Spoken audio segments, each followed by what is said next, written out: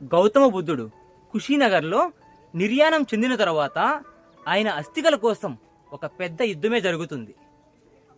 ఆ తర్వాత ఆయన అస్థికలను అశోకుడు సాంచికి తీసుకుని వచ్చి ఈ స్తూపానైతే కట్టిస్తాడు. ఇప్పటికీ కూడా గౌతమ బుద్ధుని అస్థికలు ఈ సాంచి స్తూపాలో ఉన్నాయి. ఇది ఈ సాంచి స్తూపా యొక్క ఇంపార్టెన్స్.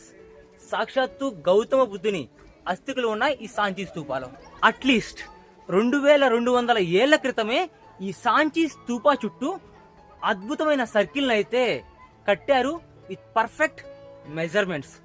చూస్తున్నారు కదా, ఇదే చుట్టూ ఉన్న ఆ సర్క్యులర్ గోడ.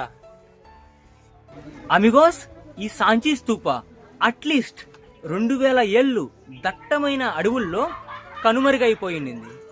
కానీ ఇన్ ద ఇయర్ 1818లో జనరల్ టేలర్ అయితే ఈ సాంచి స్తూపాని రీడిస్కవర్ చేశారు. అలానే 20th సెంచరీలో ఈ సాంచి స్తూపాని సర్ జాన్ మార్షల్ చాలా జాగ్రత్తగా ఎక్స్కావేట్ చేసి చాలా బాగా అయితే రిపేర్ చేశారు.